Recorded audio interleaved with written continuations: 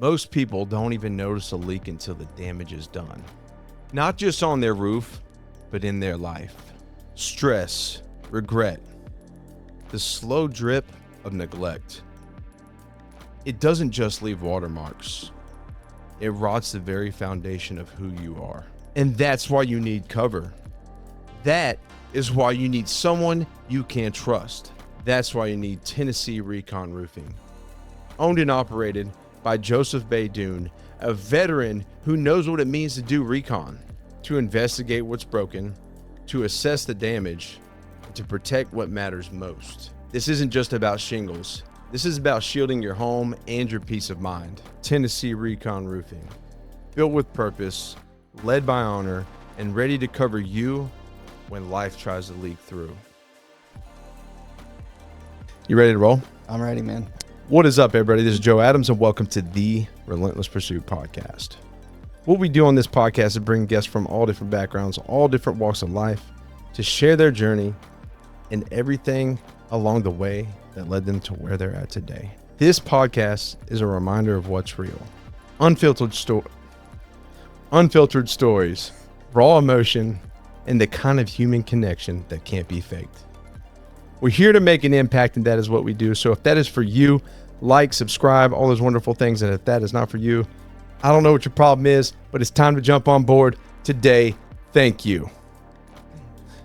But without further ado, I would love to introduce today's guest, Mr. Blake Bay. Happy to be here, man. We've been talking about it for a long time. For like a very long time. Yeah. Yeah, dude. It's cool to have you here, man. Thanks, man. Yeah, I think you did some work on me back in, how long ago was that? Oh man, that was it had to be February? like February or it was still cold out. I know that because I remember being like, what's this dude doing in these Daisy Dukes coming into my office? It's freezing outside. I'm always about showing some leg. Hey man, I would too if I had those legs. I tell you. Thanks, man. Well, I appreciate the leg compliment. Yeah, no problem. But Blake, man, it's so good to have you here. Yeah, you did some work on me, and I mean, I think I was at your space for a couple hours at least. Yeah, we did. I think 2 hours of hands-on work. We were just trying to get some, figure out if we could get you any relief, but also we were trying to get all that content, and I appreciate you doing that. Yeah, man, of course. But this is the perfect time to get together and have a good conversation, stay connected. But it's productive too, so it works out well. Yeah. So I'm stoked to have you here, man. And, real quick, before we take it back, what is it that you do? What does life look like for you today? Professionally, spiritually, emotionally, just a brief overview of that. And what do you do? And yeah. So I own a small business, Tennessee Massage Collective. And it basically consumes most of my being at the present moment. It's something that I created to provide a better work environment for massage therapists. And, over time, I sort of, have been learning in the hard way. yeah. What things work and what things don't work. Mm-hmm. And, certainly been learning more about what doesn't work than what does. Yeah. But, it's a learning process, and it's something that I started from nothing to help people, clients and massage therapists. And I think, where I'm at right now is just, I've just been catching my breath a little bit and just figuring out what the next step is. Mm-hmm. And, you try to force that next step and say, like, what am I going to do next? Yeah. And it just doesn't come to you. So I think a big part of me is just patiently waiting for something to feel right. Yeah. Just keep moving until you'll see it, right? Yeah. I'm hoping something happens. I keep my mind and my eyes open, just ready for something to sort of jump out at me. Yeah. I try not to resist things, any sort of opportunity that comes up. I try to think like, could this be beneficial to me? Is this the way it's supposed to go? I need to explore it. Yeah. So there's that. Personally, I just recently got engaged. Congratulations. Yeah. And we love Krista. We do. Yeah. We do. I love her more than anybody. Though. Yeah. You got me beat there. Yeah. I'll fight you over it. Yeah. So we just got engaged in February. Yeah. And sort of trying to figure out what the wedding's going to look like, when that's going to be. So that's obviously new. I've never been engaged before. I've been in long-term relationships, but none that felt right, obviously. Yeah. And this one the whole time has been undeniable, even when I was furious. Yeah. Even when I wanted to leave, even when I thought she was going to leave, she was always going to be forever. Oh, yeah. And, man, I'll tell you, that's frustrating when you just want to be mad at somebody. Yeah. And we're going to dive more into that for sure. But yeah, no, I know, man. It tests you. Yeah, it does. And you're supposed to be tested, Yeah. But if it's too smooth, you're not the same person. No one's meant to be that way. yeah, You come together, but you're going to look at things differently. You're going to butt heads on certain stuff, and you just got to work through it, man. Communicate through it and learn from it and get better. Yeah, I think that's if it's too smooth, you're not experiencing friction. Yeah. Which means that somebody is going to bend until they break. Yeah. And so, and Krista and I, she hates arguments and fighting. We don't really fight, but we argue. And she really hates it, but she's the first relationship I've ever had where I cared enough to argue.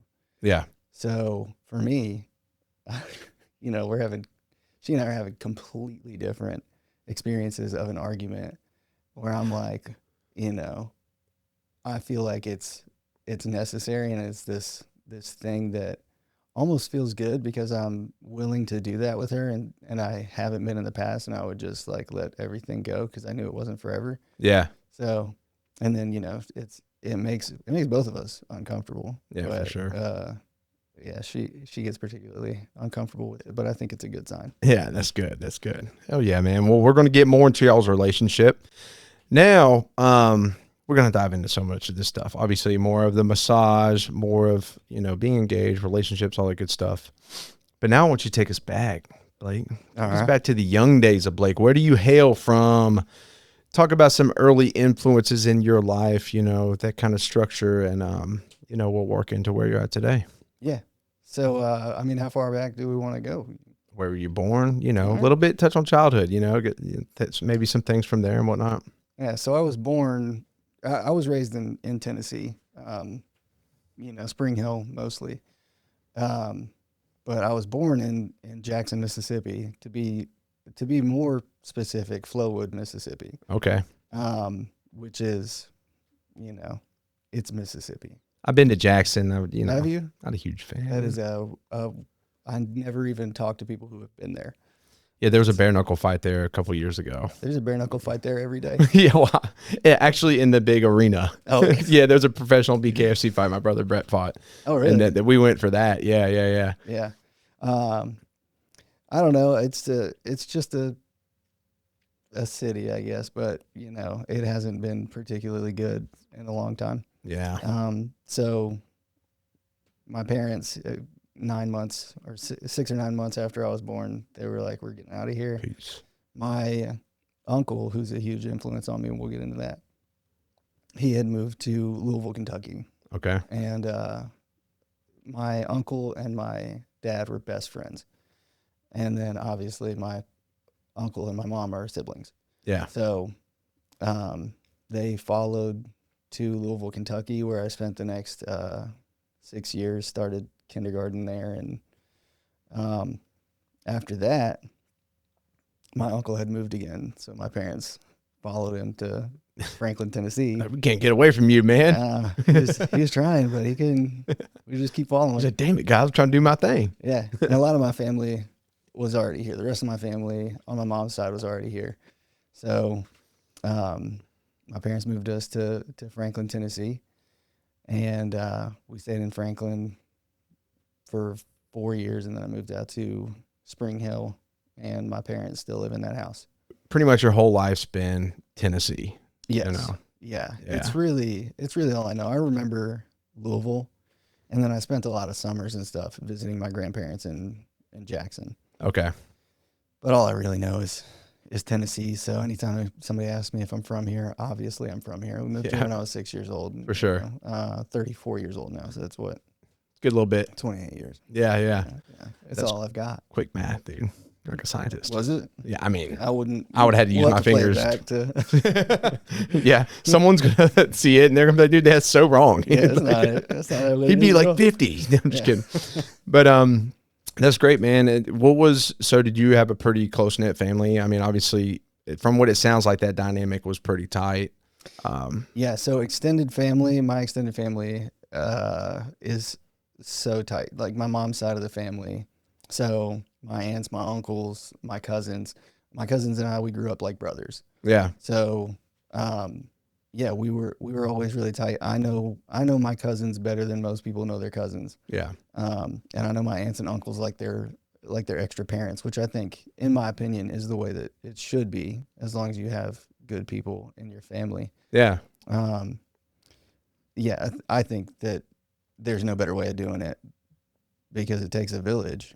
And Yeah, it's for sure. best if you're freaking related to the village, you know? If you don't mind me asking, because obviously we've had Austina and their father and Jay on here tell their stories, right? And their dynamic growing up, and they're tight now, right? Yeah. But she didn't have that. It doesn't seem like she had that same kind of dynamic growing up. Right. So bringing her, what has that experience been like for your now fiance? Being with someone that their family's all super tight. Yeah, I think it can be pretty jarring for anyone that, like, I say I'm going to, like, we're going to go to Thanksgiving dinner with my family, and, probably the first time, that's got to be so anxiety inducing and jarring, because you expect, like, I guess most people's family gatherings is like maybe 10 people. Yeah. And ours are into the 30s now. We keep adding people to it. Yeah. So, yeah, I mean, I'm sure it caught her off guard to know just how many people were there. And then I think it gives her some anxiety to know that she's got to go there sometimes and socialize with 30 plus people. So, That's like me going to Lydia's. All her family's in Smithville. Oh, really? Yeah. So we have like 4 Thanksgivings we go to, or at least 2 or 3. Yeah. And there's always like 30 people at each one. And I'm like, oh God. Yeah. Yeah. So we just, my mom's side of the family, we are all at one gathering. Yeah. For, any occasion. Yeah. It doesn't even have to be like that important. It's like, happy Arbor Day. Yeah, we're getting together. It's gonna be huge. I just threw a surprise birthday party for my mom. We did it at Jonathan's. Yeah. And man, it was hard for me to like figure out how many people were gonna be there. Yeah. And I think it ended up being 35. Damn. Yeah. It's nuts, dude. Yeah, it was a bunch of people. That's cool though. It's so much fun, man. Yeah. I love it. And they're like, these are these people that, like, I don't have to entertain them. I love to make them laugh and stuff, but I don't have to entertain them at all. Yeah. Like, they're stuck with me forever. Yeah. That's Whether it. you like it or not. Yeah. That's what I love about families. Like, That's really cool, man. Yeah. And you're blessed to have that dynamic, I bet. Shoot, I met a lot of people that don't have any of that, not even one person, I met some people through some crazy paths, and I hate that for them. I've always been close to my family growing up, even, my mom and dad's side, my dad's side is a little bit more national, all spread out over the place, the geography is a little bit different, but, we've always been close, and it's been really cool. I just feel for my friends that haven't been able to have that, maybe because I mean, they're here today and they're amazing people. So there's that aspect as well. But still, I don't know. I think it's a beautiful thing. It's never to brag on. It's just, you know, I don't know. It's a beautiful thing to recognize. It's not lost on me at all. Yeah. Right. It is not something that I take for granted. I mean, I do. You're supposed to take your family for granted because they are for granted. Like, Yeah. Good point. They're supposed to be there. You can expect them to be there. That's family. Yeah. But it's not lost on me that most people can't call on their cousin who lives nearby and because they've got a flat tire and they need help. Yeah. You know, it's not lost on me at all that I have all of this love in my life. People who have seen me at my worst and still expect the best from me. Yeah. And they see the best in me even though they saw the worst. That's awesome, man. Yeah. It's a beautiful thing. And I think that's why it's such an important point for us as humans to pour into other people. Yeah. Because a lot of people don't have that. So we give them that in some way, right? You know, we lift them up and create that community on our own too. Yeah. You know, I think a lot of people had that immediate family or whatever, the extended family, and they're like, all right, this is all I got to worry about. Yeah. But like, no, take that, what you have, and show other people that and give that to them in a way, you know, build a community and help them, help others, you know, because then they can have that same kind of family too. Because blood's, you know, family's not blood, you know, at the end of the day, family's chosen, right? I mean, because you can choose not to associate with your family for whatever reason. Some people do, and it's probably for the best, right? Yeah. But I don't know. Anyways, that's just like my little tangent on that. I agree with that. I've been lucky that the people in my family are good people. That's good, man. Right. Well, so it was like a win on top of a win. Hell Close yeah. in a family, and they're great people. Oh yeah. I love it, man. But that doesn't mean that I don't add people to my community. Yeah. You know, but that's the thing is, you know, add and multiply. Add and multiply, dude. I invite friends to our family gatherings. They don't always come, but you know, I like to invite them, and I don't think that anybody would object. You know, they just be like, "Hey, that's one of Blake's friends. He's here." Yeah. You invite them, and nobody shows up, and like Krista walks outside, and you're just like kicking a rock, like, no big deal. You know? Whatever. I don't really care. So I before we start kind of bridging into the next part, I do want to ask, what are some major influences on you in your childhood? Any specific memories, you know, that maybe played a part as to who you are today, right? Yeah. Or people, or like just, you know, some specifics there. Yeah, so my Uncle Steve, I always looked up to him. He just seems like one of these people that's very stable. Yeah. And like you can count on him for anything, and when you need him, he's there. And yeah, he's always been somebody that I try to sort of shape myself after. Yeah. And I know that when something goes wrong, I don't just like, hey, you know, can you help me with this? Because I know, you know, it's important to fix your things on your own. Mm-hmm. But if things ever got really bad, I know that I could rely on him. Sure. And yeah, he was a big part of why I ended up getting sober. Yeah. So yeah, he was a big influence. You know, it's not that my mom and my dad weren't big influences as well. Yeah. It's just, it feels like Steve didn't have to do that. He didn't have to come talk to me, and he didn't have to treat me the way he did. But he was there. Like your parents, that's their duty, right? Yeah, to be there for your children, you know? So that's understood. But your uncle, like, you know, he can just go do his own thing. He could be a nomad. Yeah. I mean, he could have been, you know, the great part about being an uncle is that it's like low responsibility Yeah. thing. Like, you get all the fun of having these kids to mold and play with and stuff, and you don't really have to deal with the heavy stuff, but he did. He chose to. Yeah. Yeah, and that sticks out. Yes. That's really cool, man. This isn't just a podcast. This is my life's work. In a world full of noise, debate, filters, and artificial content, this platform is real. It's raw. It's human. Every episode, we dive deep into stories that matter. Pain, purpose, transformation. We're here to give people a voice, speak truth, and connect through something deeper than algorithms. And we're growing fast. We've already reached over 20 million views across all platforms, with an audience that is loyal, engaged, and passionate about this show because it speaks to the soul. If your business or brand believes in authenticity, if you value marketing through something that reflects your values and aligns with real impact, then this is your opportunity. Sponsorship isn't just support, it's fuel. It's how I keep this mission alive. It's how I continue to shine light on powerful, untold stories that need to be heard. If you want to reach people, not just through metrics, but through their hearts, their minds, and purpose, let's partner. Let's build something that matters. So moving forward from that, I did want to ask, we're at the beginning of the journey. And you did mention quitting drinking.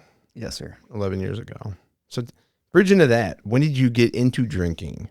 And what was that journey like? How serious was it? And go into what led you to going sober.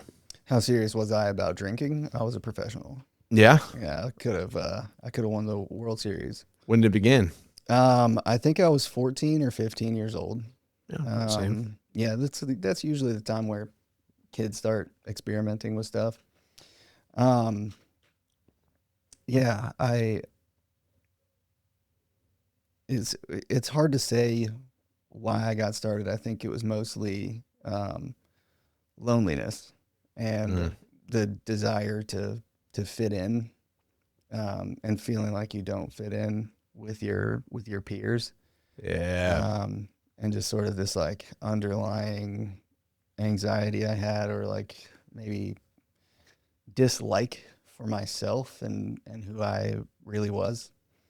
So, I started drinking the same way everybody starts drinking. Like, you're curious, you want to see what it's like. And you're 15, so you think you're a grown up. And, for a few years, it wasn't really a problem. I was in school, and every weekend I would get blasted with my friends, and then we would go back to school on Monday morning. That was me, after the football game, we go to someone's basement and just drink a bunch of beer and shit. Yeah, I think that's in a lot of ways everyone. Like normal. Yeah. Yeah. Where it became abnormal, I think, was post high school, when it's like, now I no longer have anything to do, really. Like, I should have gone to college, or I should have, started working towards something at that age. But I just didn't. Yeah. And, it was, home wasn't great. And, through high school, I didn't really connect with people at school. Yeah. Or I didn't feel like I did, which is the worst part, because you can connect with people all day and they feel like they're connected to you. And if you feel distant from them, it's just loneliness, So post high school, just not having anything to take up 7 hours of my day, I started to snowball. And, I should have gone to college, and I should have this, and I should have that, but I didn't. So, I had like different jobs and things, but no real direction. And the jobs just ended up being a way for me to make money so that I could drink more. Yeah. You were trying to drown like maybe a multitude of things. Like maybe you felt as if you were how am I trying to word it? That pressure of needing to have it together or have a path. You almost felt like a disappointment, or you're becoming that, even though your parents may or may not have said it, but you could still feel that in yourself. Yeah, it wasn't that I was worried that I was a disappointment. I knew I was a disappointment. And I knew, it's like my relationship with my parents is a lot more complex than the one with my extended family, for obvious reasons. They were nearby, which is one way for depth to be added. And they are phenomenal people. They're good people. But they were negligent in the parenting department. And I think that they were afraid to have confrontation. But you have to have confrontation with your kids, or they're just going to do whatever they want. It's a must. Yeah. And you can't, sometimes you've got to be the bad guy. Yeah. For your kids. And if you aren't, then it's hard to tell if they care about you at all. And so you can do all the nice things for your kids. And of course, I'm not a parent. So, I could start feeling a lot different about this in the future. But in my opinion, you can be as nice as you want, and you can do things for your kids all you want. But unless you show them that you're willing to hurt their feelings or be the bad guy so that they can have a better life, so that they can learn a lesson. Yeah. I think that's a huge part of whether or not you're doing well with parenting. There's a difference in like being mean and tough love. Right. Like you got to have that. It's like bridging that gap, because you don't want to like cross the lines and do something that affects them in a negative way. Right. For, a long time that they uncover. Right. Mm-hmm. So it's just being intentional. Yeah. And I think that what I was feeling when I was younger was that it didn't matter what I did. It didn't matter how well I did with something, and it didn't matter how poorly I did with something, because I was going to get the same treatment either way, which was a sort of, do what you want type attitude. And I don't want to sit here and pretend that my parents were bad parents either. It was just they seemed a lot like they were not paying attention or did not care. Yeah. So when I say I knew that I was a disappointment, anybody who experiences this, where they don't know what their expectations are and they never receive praise for doing things well, and they never receive, any sort of punishment for doing something that's against the rules or that can hurt them or something like that, then you end up in this sort of like middle range where you're just not sure that you matter at all. And you become very complacent. Yeah. Complacent would have been nice, I think. Instead, I just wasn't sure that it mattered that I existed. So I was just sort of stuck in this feeling of like, what is my value? Is it better if I'm not here at all? Like, it's just really difficult. And I don't blame my parents for it. It was just the way, because the world made me feel that way too. Of course. So it was a combination of like, they weren't really paying attention, and I was getting a lot from the world that says, because the world will definitely tell you that you don't matter. Yeah. It always tells you that. So to have it in both places makes you really feel like you do not matter. And so then it became, it doesn't matter if I drink myself into oblivion. Nobody's going to care, and it will not matter. Yeah. Do you know what I'm saying? So I take it maybe there was a moment where you attempted to drink yourself into that oblivion. I think I did it quite frequently. Really? When I look back on it, I think a lot of times I was maybe not with the intention of not waking up, but I don't think that I cared if I did. Like you were already blacked out, but you're like, let's just keep turning the bottle up. No, I would, once it got really bad, it was just, I don't know. I think a lot of times I would have this competition with myself to see how much of the booze I could drink before I passed out. And it was a lot, by the way.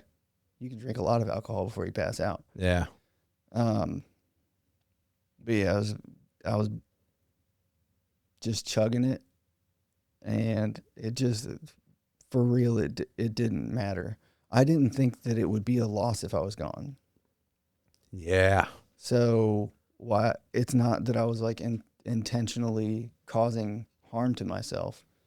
It was that I wanted to be away from this feeling of pointlessness. Yeah.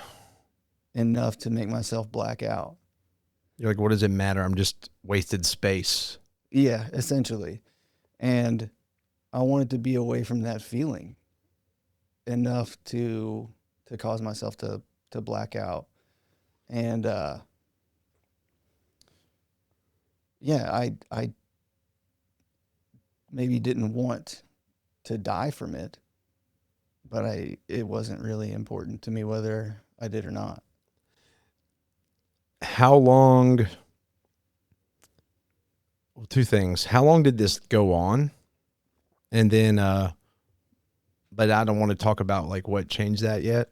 Mm-hmm. How long did this go on? But did you ever express to your parents like this feeling or where you were at in that time frame? I did not. I never.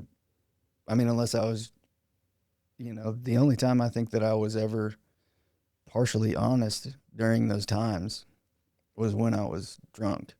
So maybe I did say something. Liquid courage. Yeah. Yeah. So it's possible that I said something to them then. I know that we got into it a few times during that time. And I'm in my early 20s. So like, I really shouldn't be with them anymore. I shouldn't be in their house. I should be out on my own, and that causes more turmoil. Because now I'm trying to become my own person, and I'm sort of stuck to this being a child, essentially, and relying on them for everything. Yeah. And, so maybe I told them, but I doubt it, because I probably at the time didn't have the emotional intelligence to know what the problem was. Yeah. I think if I did have any sort of emotional intelligence at the time, it was also drunk. Yeah. Maybe if there was just some kind of standard you understood. For some reason, I keep thinking about like a lot of people just need a standard to be at. Yeah. They don't have to know exactly what they're going to do, but it's for me. I go back to like when I put my daughter to bed, right? I repeat the same things to her every night. I tell her, one, that there's no darkness can harm her, that she is light, and because it's just something I believe in.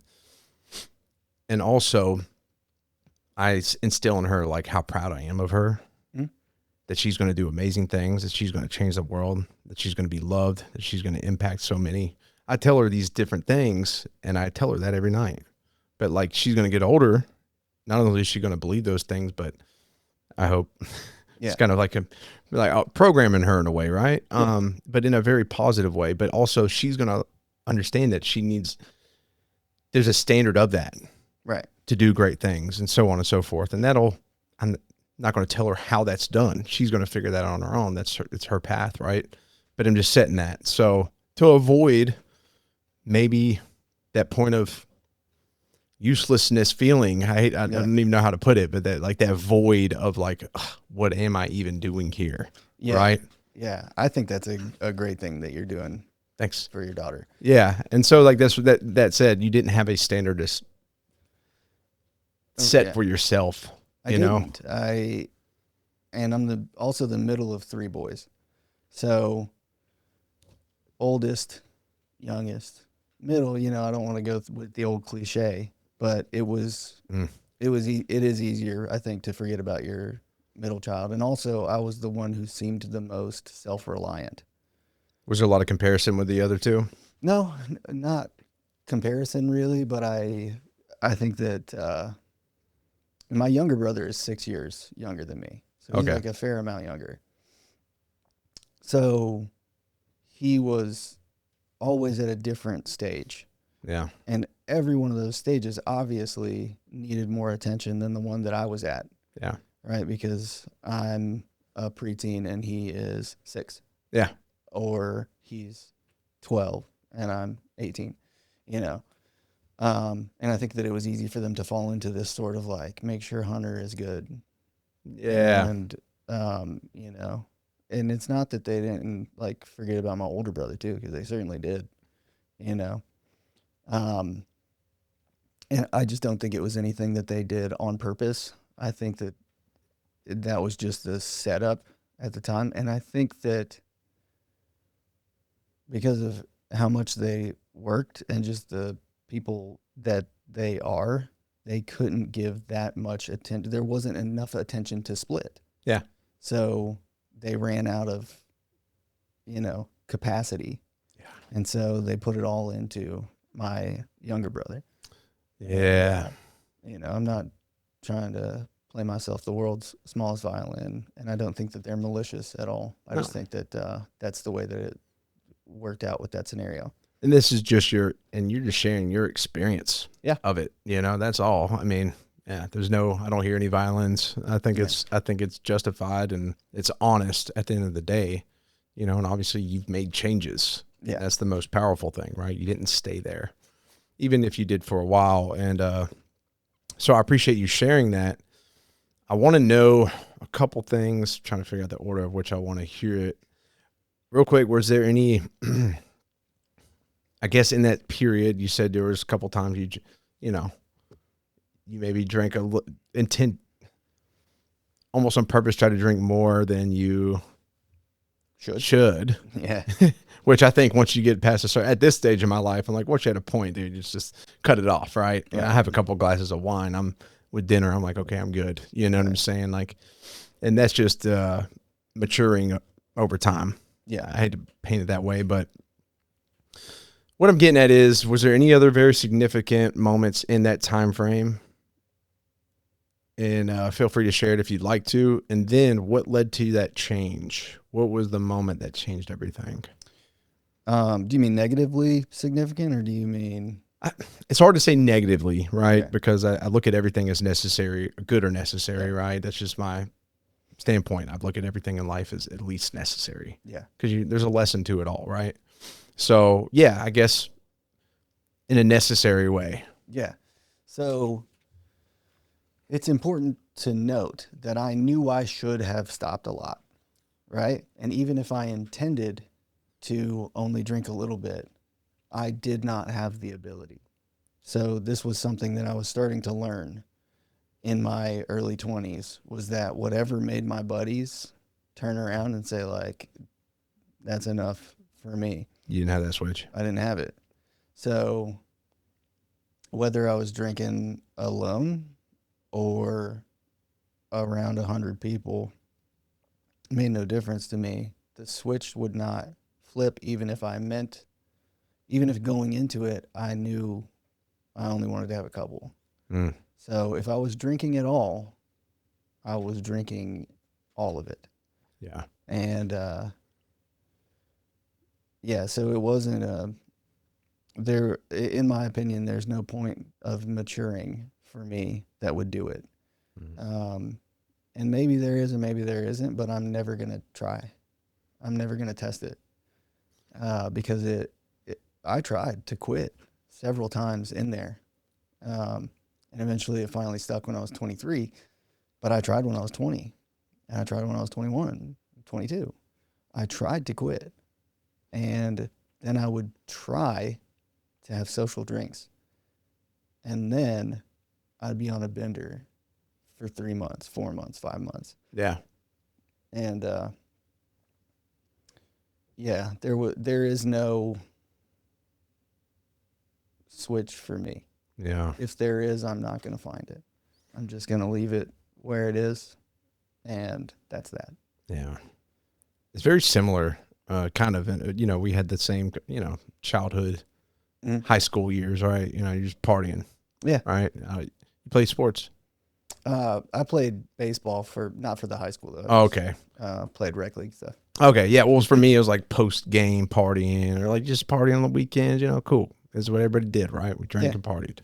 And then same thing though, after high school, it went heavier. Me, I got into pills, Xanaxes, Klonopins, all that shit. That was like my thing because I wanted to numb it all. Yeah. And that was a surefire way that with alcohol everything would go blank. Yes. I just wanted to turn it off because there was different things going through my head than yours. So we just had different situations and feelings. But like for me, I was turning it off. So snoring a bunch of pills or whatever was just like an easy way to do that. And, my switch was going in the military. You know what I'm saying? I'm grateful I had that. But even then going in the military, like I was responsible and I had a standard. Yeah. But then that culture there, being 19, going to Panama City, Florida. Yeah. That's a hell of a place to put a 19-year-old. You're an adult, getting the paycheck. Yeah. Do your job, held up to the standard. Okay. But also get blackout every weekend and pretty often during the weeks too. Yeah. So it still was out of control, but I could justify it because I was in the military, and a lot of guys run into that. Yeah. Yeah. It's very common. And then, even after, like I ran into other drug issues and stuff. And I think that maturing just came, once, I don't know, my life shifted and being a family man, really, having a wife and daughter, I realized what was having purpose. I think that's just like, I think purpose helps you bridge away from those things naturally in a way. So I can go have 2 glasses of wine and be like, I'm good, and not drink for 3 months. You know what I'm saying? So it's all based on our own life experiences, right? But yeah, but there's a lot of relatability there. I think we both shared kind of this detachment from reality in the drinking space or drug, whatever it is, an intentional break from reality. Yeah. And just a little bit different for both of us, right? But up until our late 20s. Yeah. Until it finally started to shift. So, and I'm really interested to hear what it is that brought that change on. Yeah. So when I talk about this, a lot of times people expect something big to have happened where like it's rock bottom, and the truth is like I had set up shop at rock bottom. I was good. Yeah. I was good with rock bottom. That's where you knew. Yeah. And it's not like my rock bottom was not like being on the streets or things like that. So I think everybody's rock bottom is a little bit different, but I had wrecked cars. I'd hurt people, man, like really violent behavior, destroyed things. And just the fact that I was upright at all and not dead was astounding by the time I quit. All right, because I drove. And you're still with your parents? I was still living with my parents. Yeah. Oh, so it's like almost being able to go home was enabling it. Yeah, definitely. I didn't have. It's almost like you needed to be out on the streets. That might have actually made the reality click. Like, oh shit, I'm fucking up. But you got to go home at the end of the day, and there's fridge, food, all that stuff, abundance. You're like, I'm good. Yeah, absolutely. Very interesting. No matter how bad the situation was, I still had a roof over my head. I still, had something. And food in the fridge. And, I think near the end, I never was able to keep a job for very long either because everything was secondary too. Yeah. So you can't just not have money and be on your own, like the fact that I was with my parents is a big part of, why I was able to keep drinking, and every single cent was going towards that. But there was nothing big in particular that did it. It was like an amalgamation, like a push of all those things hitting me. Wrecked a car. I flipped a car. I smashed a whole bunch of mailboxes in my parents' neighborhood. I got so bad one night that my parents had to call the paramedics because my mom thought I was dead there on the floor. That's the same night that somebody pissed my pants. Lost relationships, just it embarrassing stuff, you know. Did you have to suffer any, like, for like the wreck and the mail? Did you have to suffer any real consequences, or just were able to get away with No. it? So I got away with that stuff. I mean, the consequence of flipping my Jeep was I didn't have a car after that. But I think that I had gotten so deep in it that it didn't matter to me too much, that I was just I remember after I wrecked the Jeep, I would walk to the liquor store. I also didn't have shoes at the time. Uh, I think I had ripped a pair of shoes or something. It was really weird, but I walked in flip-flops to the liquor store daily, which is, I don't think I've ever told anybody that. Man, the desperation. Yeah, and so You would have been barefoot had you not had the flip flops, probably. I know. And I probably was a couple times. I was just, man, A it was wreck. bad times. Yeah. It was bad times. But, you know, it was an amalgamation of those things that eventually, we talk about the moment that it clicked for me. It was Thanksgiving. Are you feeling centered? As centered as I usually feel. It's good. Yeah. I guess. Whatever that looks I like. think I'm good. I think I'm sad. You're here, you're with me. Now look into my eyes. I've been doing that the whole time. Well, thanks. We're talking about the moment that everything shifted. Nothing grand. Yeah. But real. Go Yeah. ahead and hit that. So, I should back it up a little bit. There was a time my parents were having trouble getting through to me. Not that they were trying particularly hard, but I was hammered, you know, I was so gone. And I had been talking a lot at that time about suicide and talking about killing myself and stuff like that. And so my Uncle Steve came over to talk to me. And again, I'm hammered and I am being absolutely awful to him. I'm being so terrible to him.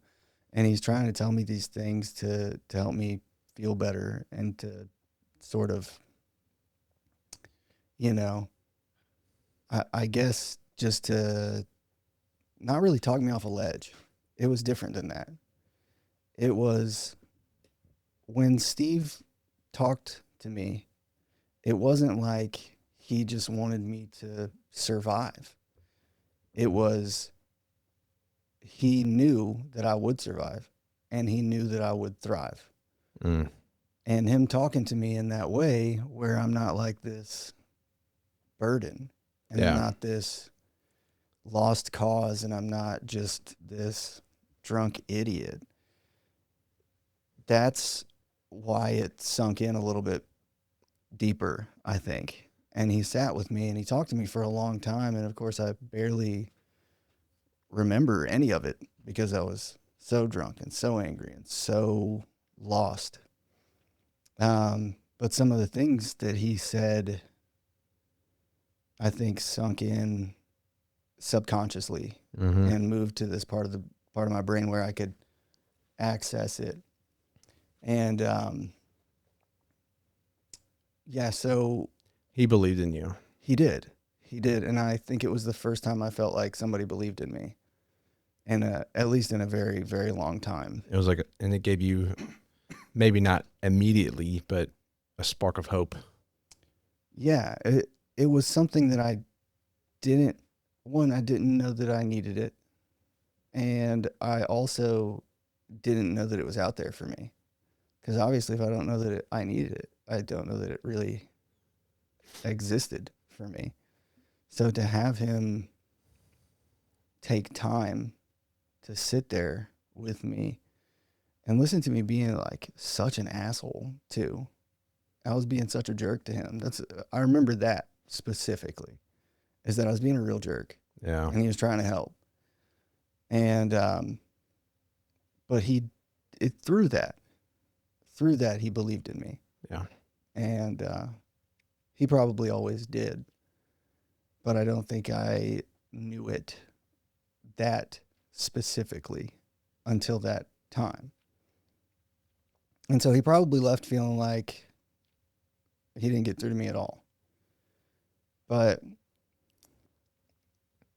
I continue to drink and be this nightmare to everyone around me and scare people and stuff like that. I'm sorry to interrupt, but like, dude, that goes back to the unconditional love thing. Yeah. That was unconditional love, man. Like loving someone and believing in them through that stage, not giving them shit, being like, hey, you know, I love you. Like, I believe in you. Like, dude, that is powerful, man. I probably had plenty of it around, but I needed somebody to slap me in the face with it. Yeah. So my parents love me unconditionally too. For sure. They didn't have what I needed at the time. Yeah. So, and there's a lot of it in my family, a lot of unconditional love in my family. For sure. And, so fast forward a little bit, I had been just doing my same old stuff, and I feel like things were starting to change. One of the things that my uncle said to me, it was the first time I ever had anybody tell me that it was okay to fail. Right? I had never heard that before. I thought, you're a failure, you're a loser, you're done. And I'm 22 years old at this time, and nobody had ever thought to say like, hey man, it's okay to screw up. You'll do better next time. Or, yeah. And, the phrase that he used was, fail forward. And he said, it's okay to fail as long as you fail forward. And, that sunk in. And so I continued doing what I was doing. But in my mind, I just had that ringing at me, and this like, fail forward. It's okay to fail. Just get back up. And it started to eat at me the way that my self-doubt had always eaten at me. How that like self-thought of like, do you matter? Maybe you don't. It doesn't matter if you're here or not.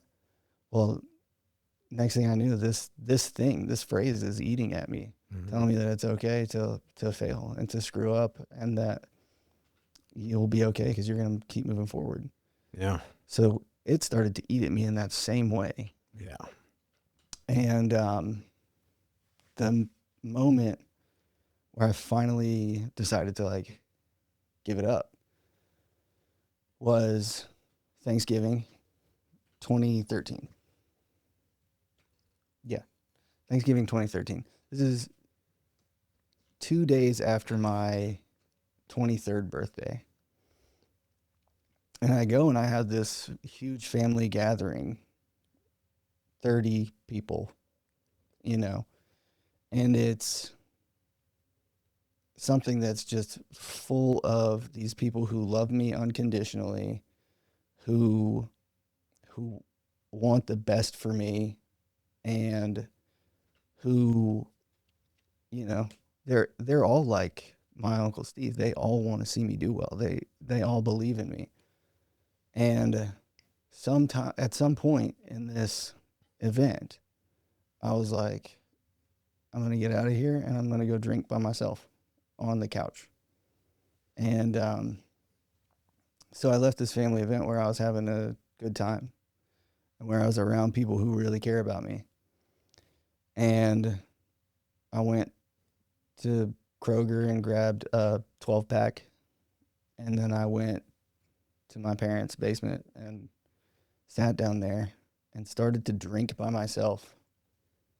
And I don't know how to explain it other than suddenly I had a mirror in front of me. So I had just turned 23, and I was like, look at you. You're 23 years old and you have done nothing, and you have been nothing to anyone. You have helped no one. You've been a jerk. Like, you've been an asshole your whole life. And you're 23 years old, and that's plenty of time to like start figuring things out. And yeah, the only thing that I can think is that it was divine intervention in that moment, that I had to be told divinely, like, you're a miserable person because you're miserable to people. And you're just creating more of it all the time. And you just left a house filled with people who love you to sit by yourself and worship this drink. Mm. And it was this moment of absolute clarity where I was like, I can't do this. Like, what a loser. And as far as I can remember, it was the first time that I was able to put it down. Right? So I told you before, I can't stop if I start. I poured out the beer that was in my hand. It was like my third. I poured it out, and then I poured out all of the other ones too. It was the first time in a long time, that I had bought an amount of alcohol and didn't drink the whole thing. So, and it was the very first time that I was able to put down what I was drinking. And it was the last time. I only needed to be able to do it once. That was it. And that was it. Dude, that is pretty powerful. Yeah. It's like at that moment, because, from what I've heard, obviously your parents love you, and, there's things that they could have maybe done or said that it could help you guide a little bit better, right? Yeah. But you took ownership. You looked in the mirror and you took ownership, and you stopped playing the victim. Mm-hmm. And you were like, you're in control. Yes. Because we don't realize a lot of times we're playing the victim. I mean, I've had to see it in myself, even with opportunities that fall through, like where I'm at. I'm like, dude, I'm not a victim card guy, but I'm really like, yeah, I played the victim. Other people fucked me, so that's why I'm here. No, I'm here because I'm here. And I've had to really take ownership, and so I connect with that, man. And that's a huge thing to be able to do. It's hard for people to stop victimizing themselves. Eventually, you got to look in the mirror. And I look back at when I went through my addiction stuff just real quick, and that's the same thing that happened to me. I actually physically looked in the mirror. I woke up after a night full of pills and alcohol, and I was just looking in the mirror, and I was like, look at you. I hate you. Yeah. You're wasting away. Yeah. What are you becoming? I just I can't, it was so powerful. And then I walked away from that person. I left them there. Yes. And then I went to a recruiter, not long after, but it's, you know what I'm saying? It was just this intervention of myself. Yeah. That I needed, and it just changed everything. Yeah. So it's a cool connection between us on that, because I'm like, fuck, dude, I feel that so deeply. Like, it's powerful. Thank you for sharing that. Yeah. There's something about, we all have trouble seeing ourselves from the outside. And it can be when it happens, and it seems to happen quite a few times in your life, and you'll know it when it happens, but you'll see yourself from the outside for maybe just a split second. And it can either be horrible for you to see, or it can be amazing for you to see. And I'm guessing it's just whatever you need at the time. Yeah. But to be able to see myself from an external perspective for just a moment was enough for me to say, like, I don't want to do this. I don't want to live like this. And I don't want to die this way. Yeah. And I would really hate, it's not that I was scared of dying. I knew that if I died at that time, everybody would know exactly how. Like, that would be your existence. That would be it, It's just like, and then, some sad story to tell your kids about why they shouldn't drink. You know? Yeah. Now I'm a happy story to tell Of like to keep your kids in. why you shouldn't drink and why you Yeah. should, overcome it. No, I think it's great, dude. And I totally get what you're saying. Like that's not, you don't want to go out that way. No. It's heartbreaking. And if I go out that way, I can't go out in a blaze of glory anyway. So, Yeah. it'd be a dumb way to die. Oh, 110%, dude. And I think a lot of people get hung up on like, who cares what anybody thinks, But like, I get it, but would you be okay with who you saw looking from the outside in? Step outside of yourself and look at that person. What would you think? Yeah. Like it's all about you, fine, but what would you think of you, honestly? If you weren't you. And I could say stepping outside of myself, I could say a lot of negative things about myself at the time. Like if I was looking at them now, I'd be, dude, what the fuck? Like you've wasted so much opportunity, and it's all at your fingertips, you know? Obviously I'd got him a little bit differently because I'm just a different person now, but yeah. And you just stepped outside of that, and I think that's so cool, man. Yeah, I don't think I did anything at all, honestly. I think it was, those people that loved me a lot were probably praying for me all the time. And God saw fit to answer their prayers. Yeah. And he gave me just enough clarity for me to be like, oh.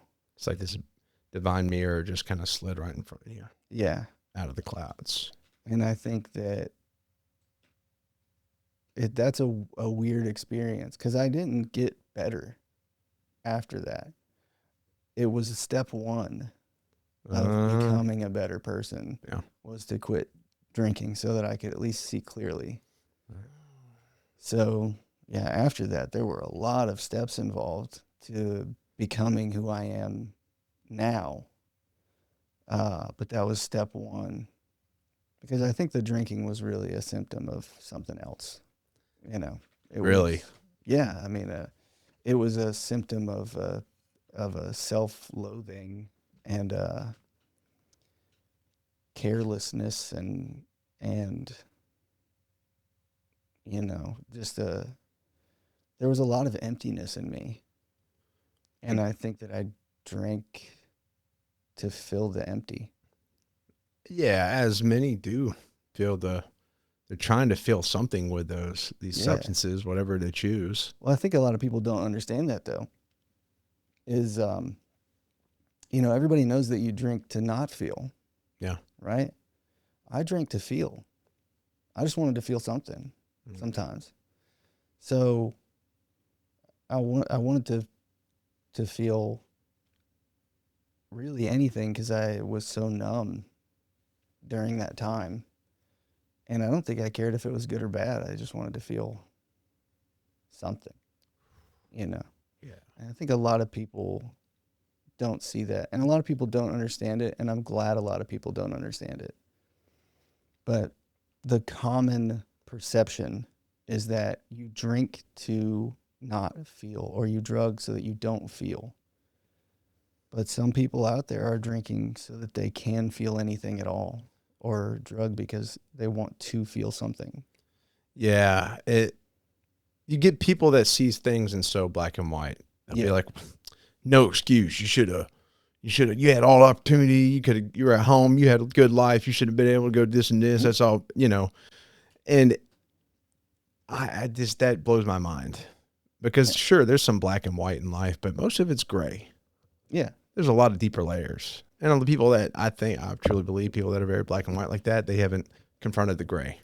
Yeah. They haven't faced those things. Those are the people that you find sort of lost in hate a lot of time, or they're struggling with their own. Exactly. They got a lot of their own stuff, and you just got to kind of show them compassion. That's what I've learned. Just gotta be like, all right, okay, well, you're right. Hope you look in the mirror eventually. Yeah. And that's just the truth, man. Because you learn how to because if you're able to like evolve and grow, then you're able to have compassion for other people and where they're at, regardless, right? And so you can have compassion for yourself and who that was. And I can too. I can look and be like, yeah, man, there's so many deeper layers. There's so many little things that affect you and lead you into that. Yeah. It's not about the opportunity you had. It's about what was going on in here. Yeah. Yeah. And I love him, Yeah. deeply. He is the one that got us out of this mess, Yeah. and I do love him, and he was loved by a lot of people, Yeah. and some for the right reasons, some for the wrong reasons, but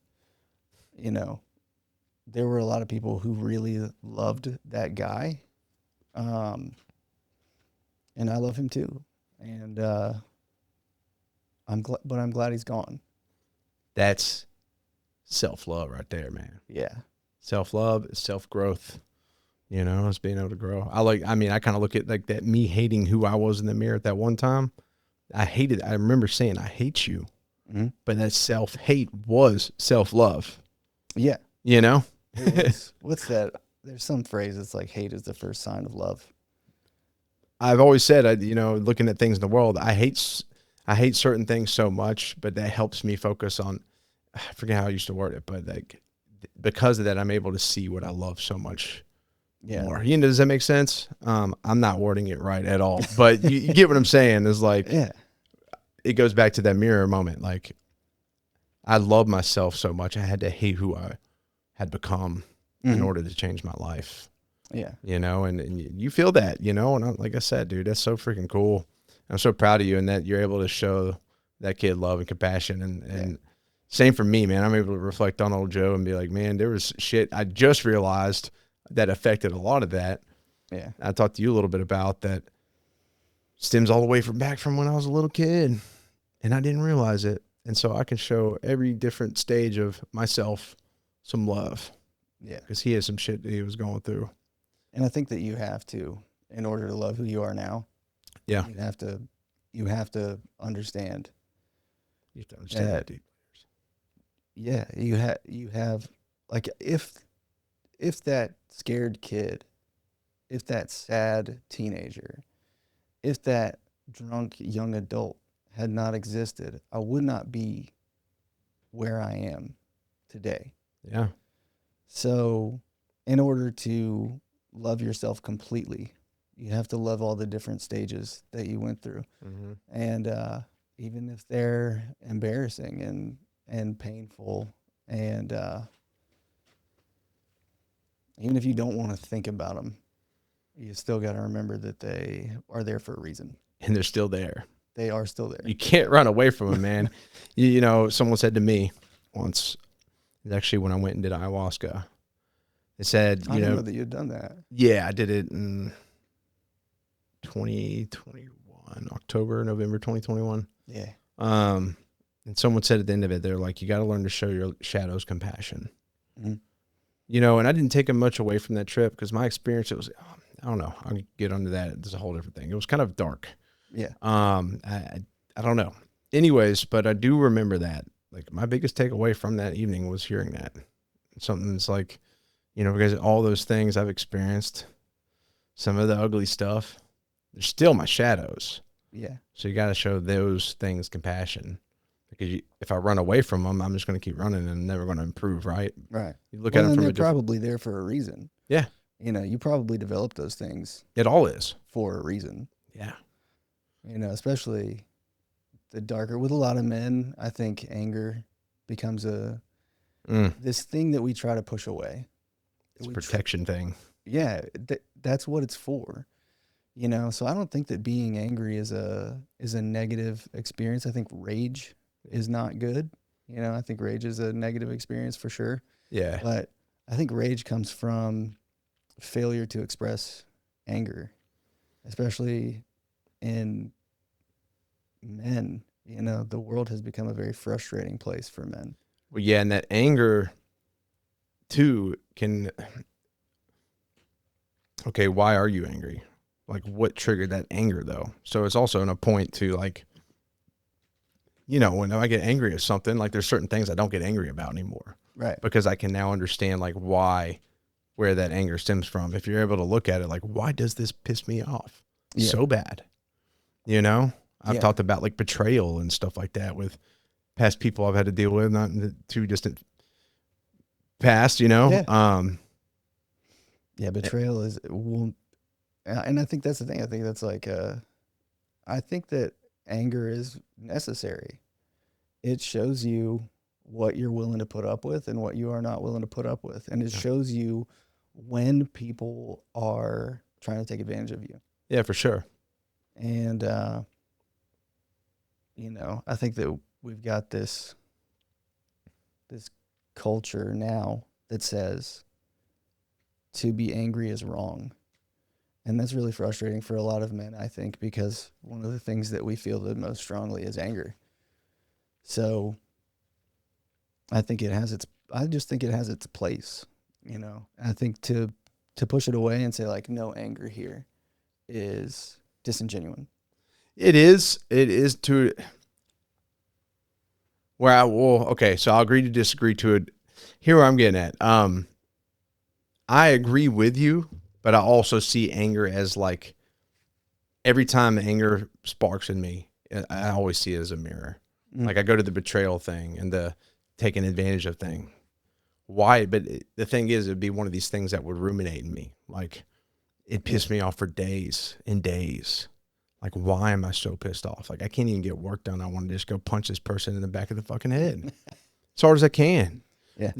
And why? That's what would get to me. Why am I so angry? And well, guess what, dude? Taking advantage of. That's what happened. I think I shared that with you. What happened to me when I was a child, right? Yeah. I was taken advantage of. Yeah. That's the correlation, dude. Yeah. I was then. And now this anger has become such a protection thing when someone does it now.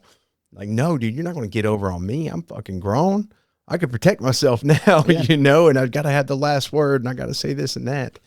So I think it's really, if anything, yes, it's okay for that to be sparked, right? But it's like also helps you control it. Yeah, you shouldn't let it run. Yes. For real, because it'll take you on a terrible, terrible ride if you just let it run free. Yeah. But I think healthy expression of anger is what keeps you from letting it run away. Yeah. And like, I'm definitely no expert on healthy expression of anger. Like, I lose my shit all the time. And I hurt people's feelings that probably don't deserve it. Yeah. It's not all the time. But it happens, Yeah. But I also hurt people's feelings who earned it. Yeah. And people who are trying to put one over on me, or who are trying to, take advantage of me or someone else. Well, all you're doing is setting a boundary. Even then, like sometimes that anger is like helps you set boundaries, so that way you don't get to that point anymore. Right. Right. Like if you're able to, someone piss you off, they cross the boundary, they take advantage. Well, you kind of learn over time just to be like, all right, this is where I put my foot down. Yeah. And you come off very stern about like, nah, this is where the line gets crossed, back up. Yeah. You're no longer, this bridge is burnt. Like there's no longer access. Yes. Right. And that could hurt some feelings for sure. But like people's feelings get hurt when you set boundaries up. Yeah. There's a whole populace of people who are using the best intentions of our society to get away with stuff. Yeah. Right? Because they know you're not going to put your foot down. They know that they can push people as far as they want to. And most of them are not going to say, you need to back up. And so we've created this environment, I guess, where most people are complacent with how they're being treated. Yeah. And so it allows for this, like, I would say, moderately sociopathic group of people to use that against them. We were talking about how people are kind of seeing what they can get away with. Like we got a culture of people that just. Yes. Yeah. And I think it's because society has become very complacent, and things seem to be more focused on, I guess, politeness than Politically and- correct, you know, and and but not what's right and what's wrong. So that's why it's surprising sometimes to find somebody who operates on principle. And so there are these people, obviously, who are just pushing yeah, to see how far they can go because people don't usually push back. yeah, But I think the remedy to that, in my opinion, the remedy to that is exercising anger in a healthy manner, Yeah. especially men. yeah, Because there's been this sort of,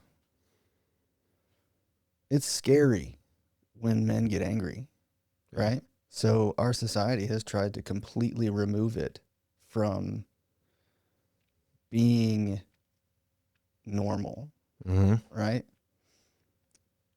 And I'm not saying angry like blow up, cuss at them, stuff like that, but you have to get angry to defend what's right. Yeah, So, you can't go through your whole life without, like, I don't know how I'm trying to word this. You have to get angry, especially as a patriarch of your family, yeah, right? Because people will push. There are people who feed on the fact that you're going to try to be polite it's over doing what's right. yeah. You almost you have to protect your family. You know, if Yes. someone breaks in, you have to be willing to snap in and like destroy. You know, Mhm. whatever it takes to protect them. Right. I totally see what you're getting at. I 110%. I had someone once told me, I was like, God, this is a serious conversation. I was like, so you're telling me if someone broke in your house and like your child, your little boy, your little girl was there, if you had one, right? They didn't even have kids, and your wife, what would you do? I would come at them from a place of love. And I'm like, what, you're going to love them from like, and these, say there's some like dangerous gangsters that want to like take your kid or whatever.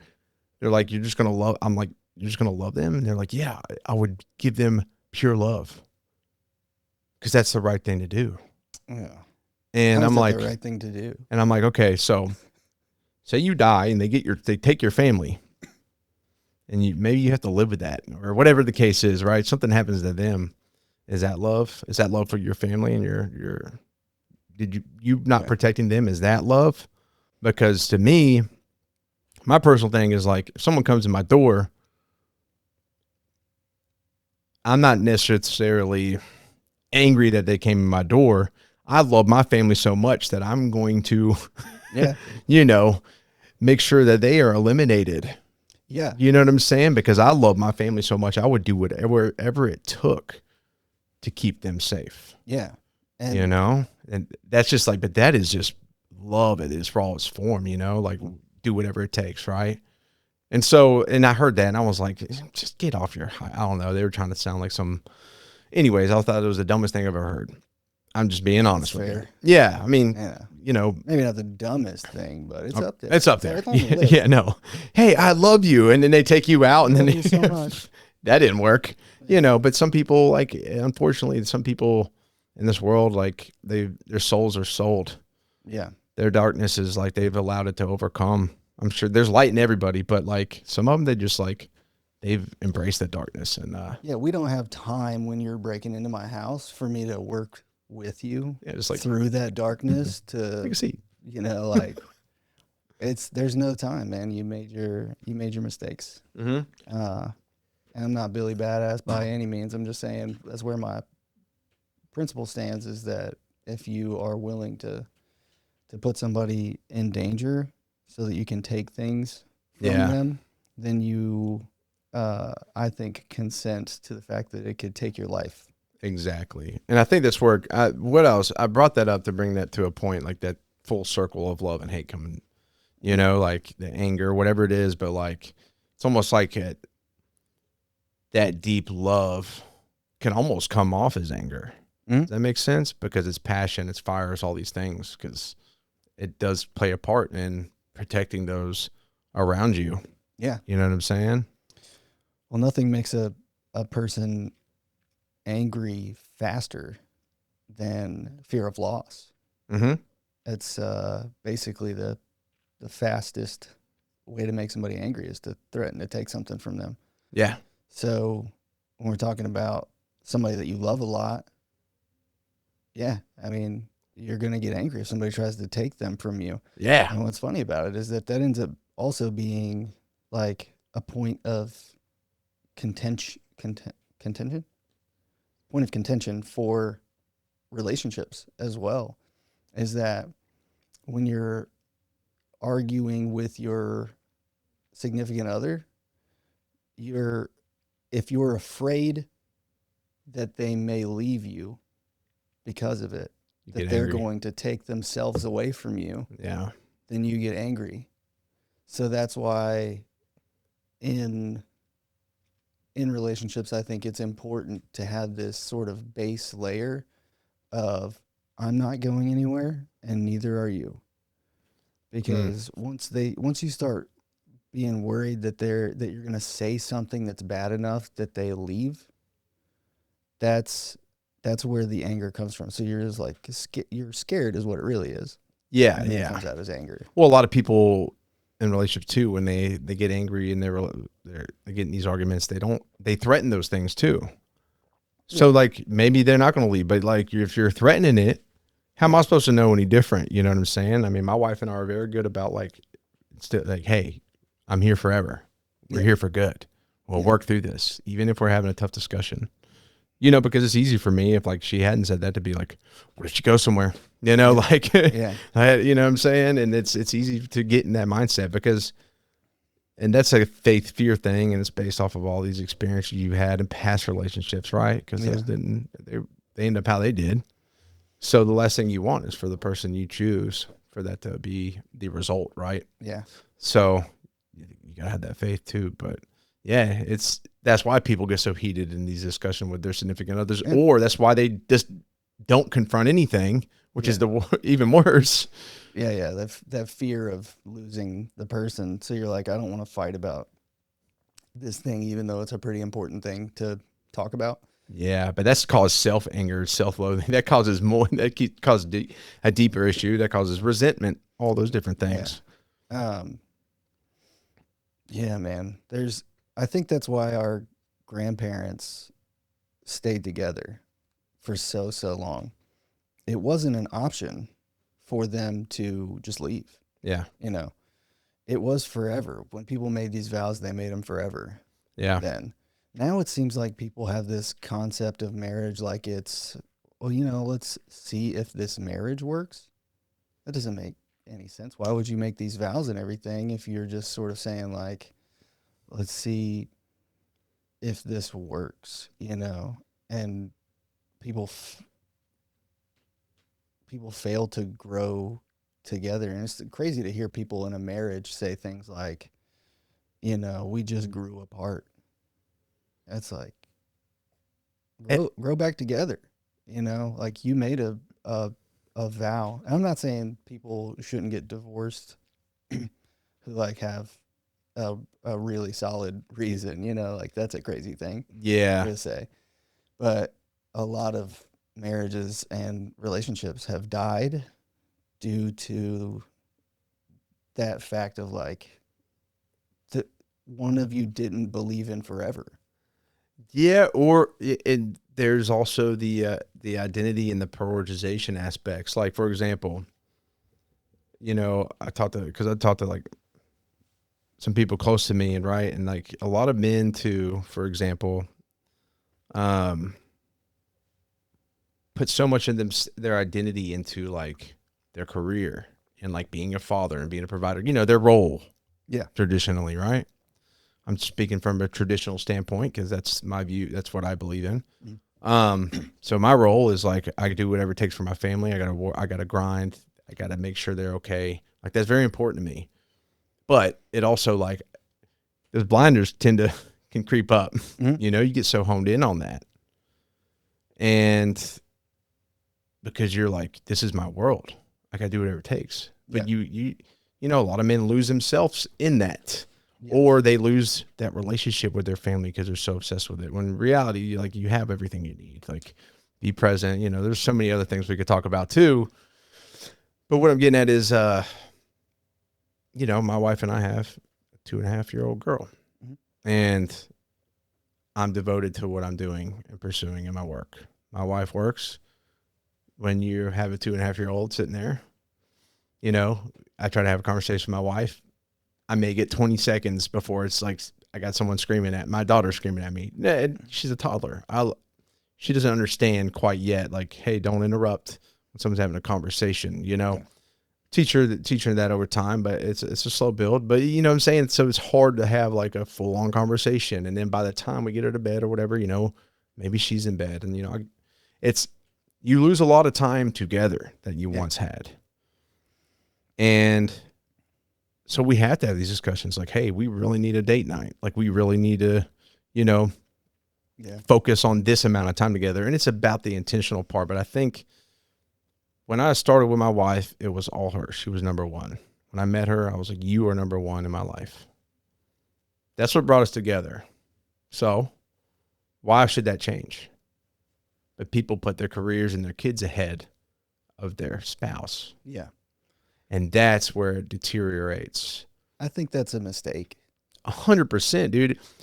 My daughter is a result of my wife and I. Yeah.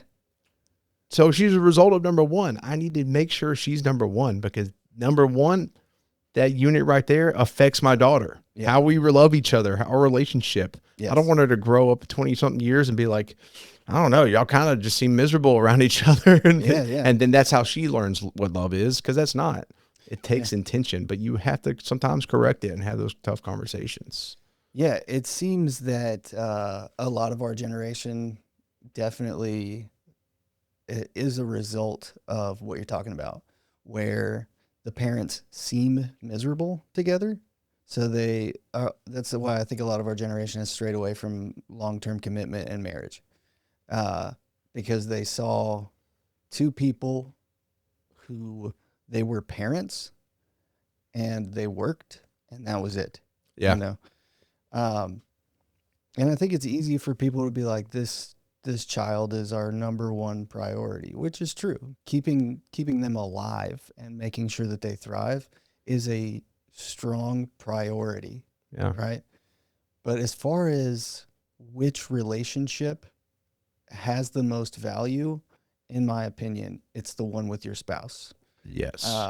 Because you can do a lot of damage unintentionally by choosing not to still be a husband or to not be a wife. Yes. And I think that people get wrapped up in this idea of like, I have to give this child everything about me. And they let their marriage fall apart, and the kids end up growing up in a house that doesn't feel like it has a lot of love in it anymore, because it's all about the children as tasks. And, you know, once you let your marriage fall apart in that way, I think it's very easy to bring the wrong energy to your kids. Yeah, because you can pour all your energy into your kid and detach from like your spouse, right? Mm-hmm. But that's going to do a lot less for them than you and your spouse doing it as one. Yes. You know, how do you prioritize your child? By uniting, keeping that strong front in the marriage. That's going to be their example, because regardless, they're pulling from both of you. Yeah. They're pulling from both your energies, not just one of you. Even if one of you sucks, if one of you sucks, then they're going to know that. That's not going to be good for them. But if y'all are both stellar together, that's how you freaking give them the best. That's how you help them become the best, right? Yeah. And you don't fake it. You don't fake it just for them. No. You know, if you're not meant to be together, great. Really focus on how to be the best you can together separately.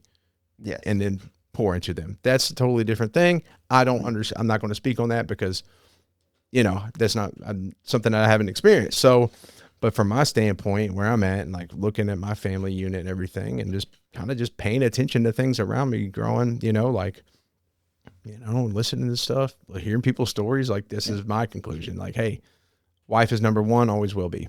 Yes. I think that's the way to do it. And I believe biblically that's the way to do it. Yeah. As far as I know. But I obviously haven't studied the Bible in a very long time. But I think that's really important because you are also going to be the example for your children's future relationships. Yeah. And at first, they think you're perfect. So whether they like it or not, you will be their example for a relationship because they think you're perfect. Yeah. So, yeah, especially you having a little girl, like you treating her mother well and showing her how a woman should be treated is paramount to her development and to choosing the right guys. She'll have a high standard for the guy that she ends up with in the end. Oh, yeah.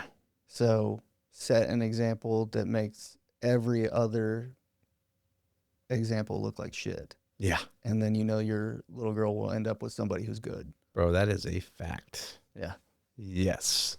I talk about that all the time. And it goes back to some people be like, aren't you scared to have a little girl coming, in this world? And I'm like, no, she's good, dude. Trust me.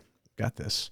I don't sweat it because I'm going to make her, independently strong, but I'm going to make sure the example she sees as to, her future. Like, yeah, no, I'm going to go all out. And doesn't mean I'm not going to fall short. Like there's going to be some times I don't deliver my best, there's going to be some times we have to have a conversation. She needs to bring me something to wear, but you know what? It's about also what you do in a marriage. You have a conversation with your spouse and be, hey, you're kind of falling short in this area. Mm-hmm.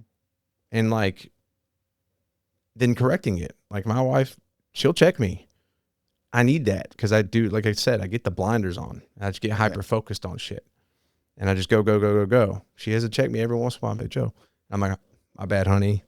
At first I get defensive, but it's more so of a point because I'm just like pissed at myself for for allowing myself to, unsee a couple things. Right. But she checks me and I'm like, yeah, I'll do better. And like I do my best for my family, but yeah. So I don't know, man, I think it's really cool. I think that defensiveness is something that you'll work through over time. Yeah. But I'm sure if you're anything like me, a lot of criticism came in the form of attacks when you were younger. Oh yeah. So your very first and past relationships. Yeah. If you grew up in an environment that assigns blame all the time instead of assigning responsibility, then that defensiveness is, I think, second nature to you. Yeah, so for sure. That's the way it is still for me, is that nobody's blaming me for anything. Somebody is assigning responsibility for something that I am falling short of. Yeah. But it's easy for me because of the way that my family dynamic worked when I was a kid to be like, oh, everything is my fault, I guess, and just be defensive about it. And just, it's a really stupid way to behave, but it's just like deep in my subconscious. And my very first reaction to criticism is to get defensive because I feel like somebody is blaming me for something. And then on top of that is the whole culture of, and I hate it, the happy wife, happy life. Mm-hmm. Because you look at, oh, it's all my fault. Why? Because like that happy wife, happy life culture, like, oh, just don't argue with her. I've heard it so many times. Don't do this. Don't do that. Just it's part of it. Pick your battles. Yeah. Okay. So then then I am not only instill myself that it's just always going to be my fault regardless, but if my kids are watching this, my son is also going to be like, I got to deal with it. It's all my fault. Yeah. And then that doesn't help men down the road. Yeah. Because then everything that happens, everything that messes up or whatever in their relationships or their jobs or whatever, they're going to take as they're going to blame themselves. Yeah. When in reality, that's just not the case. And so you also got to be able to confront your wife or whatever on where they're falling short too. Yeah. Even if it makes you uncomfortable, you got to do it. Yeah. And it's a really hard thing to do when you grew up like that, where you're like, everything is my fault. You know, it's a really hard thing to do, but because you think you know how somebody's going to react to being, brought this information because it's hurtful. Yeah. You know, you don't want to hurt them. Right. Yeah. You don't. But their reaction, it's hard to remember, like, if you had sort of a broken upbringing or a difficult upbringing, I don't want to say broken, but if you had a difficult upbringing, you likely don't respond in the same way that other people do. Yeah. To certain stimuli. Yeah. So, that has been a point of struggle in a lot of my relationships, is that I'm worried, and not just like romantic relationships, work relationships, everything. I want to tell these people, like, hey, this is what you're doing that we need to do differently. But I'm so stressed out that they're going to blow up at me, because that's the way it was at home. Yeah. That I just don't say it, and then I let it build and build, and then I end up with every bit of responsibility on my shoulders. And then you got massive amounts of resentment towards them. Yeah. But why? Because I didn't. failed to bring it up. Yeah, Correct. Trust me, dude. Here I am carrying all this shit again. Yeah. And then it's you didn't ask anybody else. And that's even worse, because then you have to take ownership for all of it. You're like, damn, if I would have just go back and set up that boundary and be like, no, this is how it's going to be moving forward. Yeah. It would have been so much simpler. But then you let all this energy ruminate within yourself, and you're like, damn it, man. It all hits at once. So, yeah, that's funny, because that actually is my fault. Yeah. Because I didn't do that, and, I'm assigning fault to things that aren't my fault, but that in particular. Exactly. Yeah. Dude, I want to keep talking about this. Has been actually a really great conversation, man. Yeah. We always have good conversations. We really do. Yeah. I know. Even though I stopped by like not long ago to see you, and like I had to hurry and get back home. No, I did not hurry. I spent like an hour sitting there. We were together for like at least 45 minutes. I was like, guys, traffic. Yeah. But anyways. Sorry, Lydia. Yeah, my bad, honey. No, it was fine. She was there, and all the guys were in town for midsummer. So there was like, and one of his wives, and anyways, there was like just leaving her with a whole party. Yeah, there was like 8 people at my house ready to go to my brother's farm, but regardless, it worked out. That said, you did say, talking about the relationship stuff and you being recently engaged, y'all have been together for quite some time, though. But you said you accidentally fell in love with Krista. So how did you accidentally do so? So I was fresh out of around a 2-year relationship. And when that relationship ended, I decided in that moment, over the course of a week or so, that I did not want to do it anymore. I, had several relationships and several, whatever, we were just hanging out for a couple months or whatever. Yeah. I just didn't want to do it anymore. And it wasn't because I was like tired of getting hurt. It's because I was tired of hurting other people. And I didn't like to, it seemed like no matter what, I would fall back into the same patterns that I had before. And it never failed. I always fell back into the same patterns. So I knew in the end, I would just hurt people and really let myself down and let them down. And so I decided, I don't remember how old I was, like 28 or 29. I decided, like, I'm not doing this anymore. I'm not going to get in a relationship. I will never get married. I'm not going to do this because I'm so tired of the way that I end up in it and the way that it makes me feel. Yeah. And so, anyway, I was just sort of doing my thing, I guess, just sort of dating around. And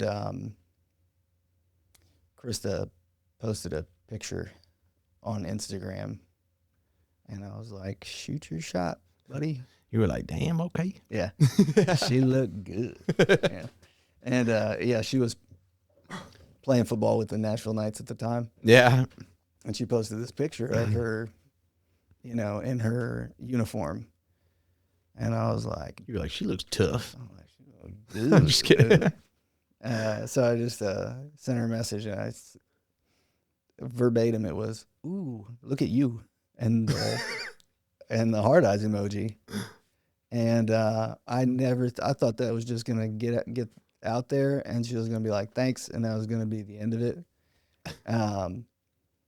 And it certainly wasn't. Before I knew it, we were, you know, had been talking on Instagram for days, and then you know, got each other's numbers, started talking over text, and but yeah, I had decided I was done, and that a lot of times people will say, if you stop looking, that's when you'll find it, you know, and I did stop looking.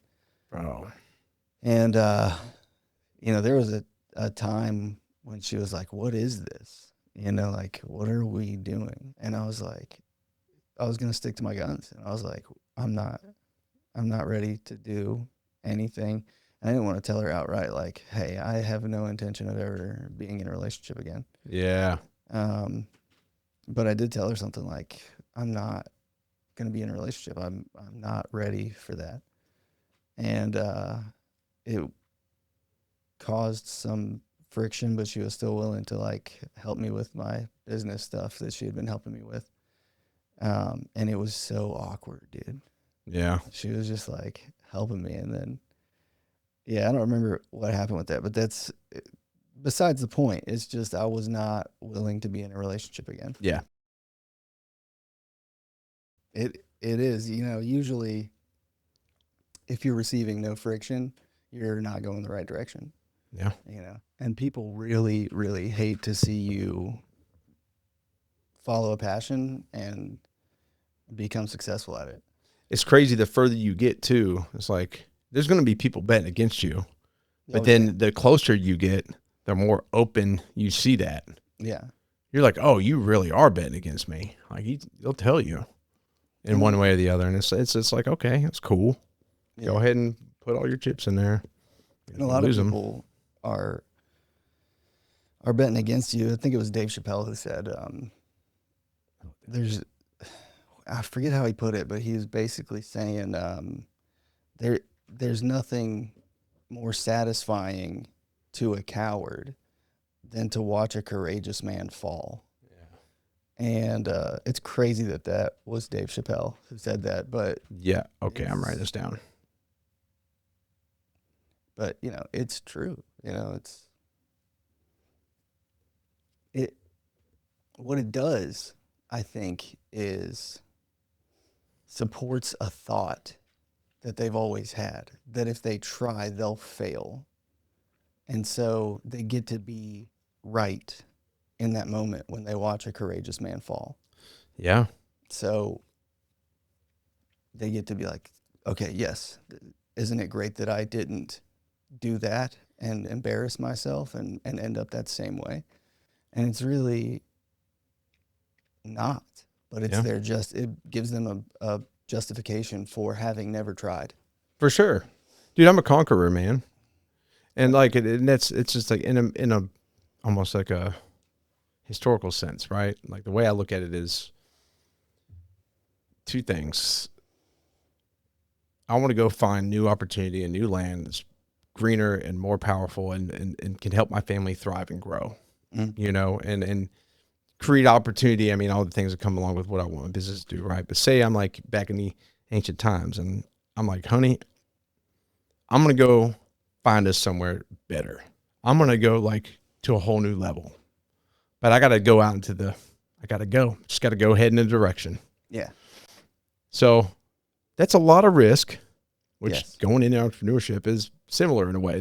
I'm trying to frame them together and following your dream, because that's a dream that person has. It takes balls. Yeah. To just go out into the unknown and see if anything's there, because you don't know if you're making it back. Right. But but also the belief that you're going to make it back and then back. And that's how I look at it. It's like, hey, y'all stay here. I'm going to go sail the seas. I'm going to face all the shit that comes along with it. I'm going to find us that new home. Right. And I'll be back to get y'all and take y'all to it. And that's how I just like kind of look at it. It's like this journey. And I think about our ancestors that went and conquered new lands. They got on these ships and they just went, dude. Yeah. And like, I'm like, dude, that is such a cool thing. How can we live up to that in our own lives now? Because we can't, there's no land for us to go conquer in a fucking ship right now. Yeah. But like, there's still ways we can uphold that standard and keep that going, that cycle.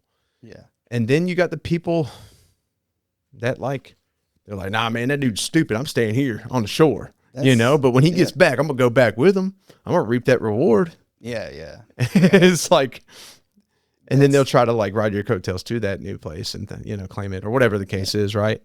Anyways, you get what I'm saying? Yeah, there's always somebody to be like, look at that idiot. Yeah. Like, there he goes, stupid, Yeah.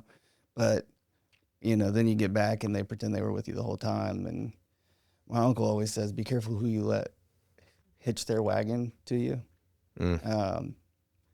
Because people will hitch up as soon as they see some success. Yeah. And, their wagon don't have wheels and you're pulling the whole thing and they'll just take everything from you. And I think that's the beauty in it. And it's like, I've been able to see, because the journey's long and it's treacherous. When you stick it through, if you quit, those people are still going to be around. Like, oh, you did your best. But if you keep going, you're able to start unhitching those things that are just like slowing you down. Yeah. Right. and that also helps you coast to that destination better. Yeah. I Smoother. feel like that's where I'm at right now in business. Is like, I needed some dead weight to fall off of me. Yeah. And so the fastest way to get dead weight to fall off of you is to hit turmoil or turbulence. Yeah. Right. So I hit turbulence and turmoil in business, and now everything that I didn't need, all the people that I didn't need are gone. Yeah. Right. Because as soon as there was trouble, everybody wants to be a part of your success. Nobody wants to be a part of your trouble. The people who do want to be a part of your trouble, those are the good ones. Yeah. They help you through. Well, you hit the storm. So you hit a crazy storm in the middle of the seas. Mm-hmm. Dude, this person's like, this ship's going down. They jump in the life raft and they bail. Yeah. And then you end up out of the storm and you're like, well, we're on the other side of it. Yeah. I guess they took that life raft that's missing and they're in the ocean somewhere. Good luck. You know what I'm saying? I mean, it's really in the storms you find out who's truly there, rowing the freaking oars. Yeah. And then you're able to move more efficiently, right? And there may be sure, it's going to be tattered and just messed up a little bit, but that's just, Yeah. You may be able when you get there. Yeah, I think it's a helpful. It's hard in the time to be like, this needs to happen. Mm-hmm. But it does show you who doesn't need to be in your life. Yeah. And that's a blessing. Yeah. That's where I feel like I'm at in business right now. Everybody I didn't need is gone. And it's really in personal life too, like. Oh yeah. Because people love to be your friend when you're successful and you're, doing all these things that seem so great. People want to be your friend. And nobody wants to be, nobody really wants to be there for the difficult part. And especially because it makes you a different form of you that's maybe more stressed out, maybe not as talkative, maybe not, Yeah. But there are people who hold that space for you where they're like, I will see you, like, I get that you don't have the capacity for this right now, but I will be here when you get back. Yes. Yeah. Oh man, it's so relatable. Mm-hmm. And then like for me, it was crazy too, because like, dude, started my business over 5 years ago now, which is crazy. That's a good amount of time. It is. Most people don't make it that far. Yeah. Yeah, exactly. And when I started, I had a whole team, a slew of people, Yeah. Now none of them are in my life. Yeah. And then you go in on yourself. They're like, what's wrong with me? But then you realize, oh, things got hard. Things weren't as easy. And I wasn't able to do this and that for other people. So they're gone now. They're overboard. They're in the life rafts. And then you go more and more and more. And then you're like, okay, maybe I got a couple people there. For me, it's been like, okay, 5 years in, I moved out of that building. Oh shit, I'm starting over by myself. 5 years in. Yeah. But I'm starting over exactly where I need to be. Yeah. I'm with my everything's exactly where it's supposed to be. Like I had to start over now. Yes. It's like this pivot that's so necessary, but I had to go, you could go through that storm with all those people in it, and have to learn those realities, right? But like that's just kind of it. But you stay moving forward because and just something inside you knows. I can't even explain it. Just everything inside is like keep going, and then you start seeing people, and this is when this 5 years in is especially tied in with my business where I've seen it. Yeah. That I know I'm on the right path because why? Oh shit. My cup's not empty anymore. Like these people are pouring into my cup. Yes. They're not asking for shit from me. They're just pouring. Like, what do I do with this thing? It's overflowing. That is fucking cool. It's amazing. Yeah. And it's funny because the people who were with you before who weren't pouring into your cup, they weren't even pouring into your cup when things were good. Yeah. When you had poured enough into their cups, they still weren't sharing it with you. Yeah. And now you have all these people who are like, I see that your cup is getting low. I'm going to fill Yes. your cup. And that's how you find the real, genuine, good people. That's just always been so interesting to me. Isn't it? For some people, it's never enough. It's not enough for you to do something well for them. They want you to also fail while you're doing it. Isn't it interesting? Like the only way to see that though is to go through the adversity and the loss and the battles. Yeah. That's where it goes back to like the comfort thing. If things are easy, there's a problem. Yeah. Because like that growth and that learning and those, like you see so many things for what they really are on the other side of certain struggles. Yeah. I mean, it builds you. It's such a cool, it's fascinating as hell. Yeah. But it is like difficult at the time to be like, this needs to happen and this is not the end of the world. Yeah. And stuff like that. But it absolutely has to happen. And, yeah, man, but you resist it all the way through. You don't want those people to leave you. Yeah. And you want to keep them, but they don't care about you. So all those things that you do to keep them, you're just pouring out of yourself more. Yeah. And it's never going to be enough. No. You have to, for real, they don't want you, they want you to give them everything in exchange for nothing. And nothing gets rid of those people faster than realizing that they have to give something. Yeah. It's a quick turnaround to be like, hey, you also have to give to me. Like I can't just give to you all the time. And it's like what you learn about, like, there's also the aspect too, is like you become reliant on like that team to get there. But it's like, the reality is like, but what are you without the team? Mm-hmm. Who are you? What do you have what it takes without other people around, without the crowd, without the events, without the sales? Like when it's dark and you're by yourself, are you going to keep going? Like, are you, and I see it as almost like a worth thing. Are you worthy of achieving this? Like, are you, I mean, the test. It's all a test. So like you get your success early. It's funny how similar our timelines and our stories are. Mm-hmm. So like everything goes really well at the beginning. And then there's this sort of like, I don't want to call it a collapse, but it's like things get bad. People are gone. And it's hard to not victimize yourself or to be like, what did I do wrong and this and that and the other. But it's not, you didn't do anything wrong. Yeah. You are learning something for sure. Yeah. But people, I would say, you know, a solid portion of people are only looking out for themselves, and they don't have the same moral compass of like, if you help me, I help you. Yeah.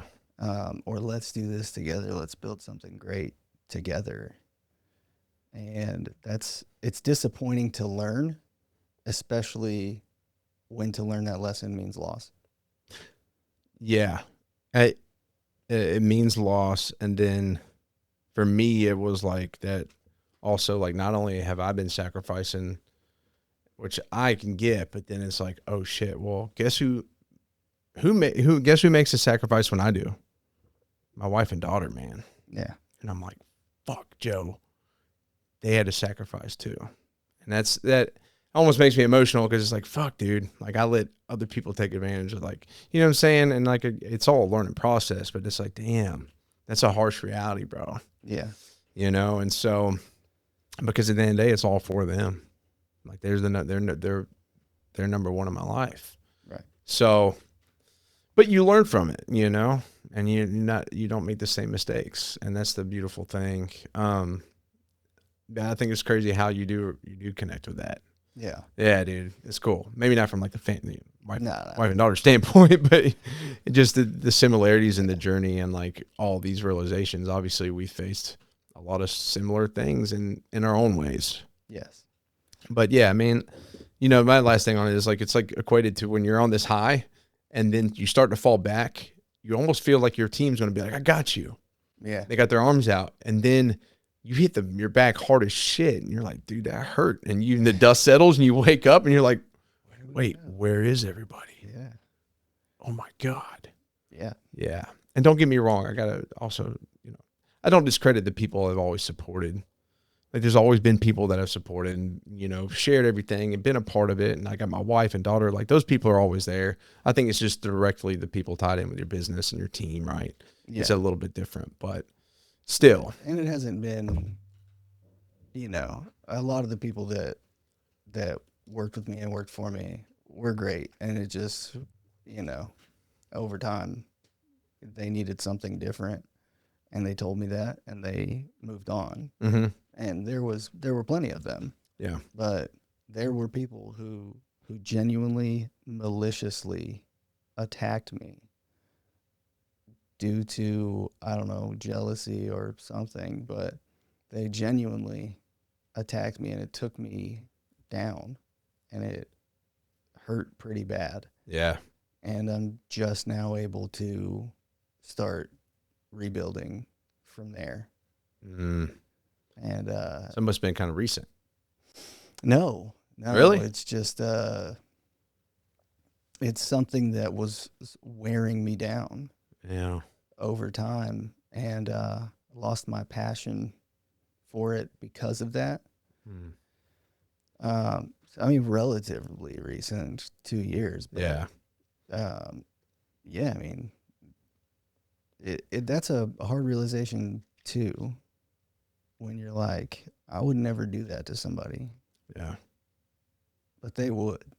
Yeah. And like, that's a hard thing to realize, how directly and intentionally malicious a person can be that you poured into, that you cared for.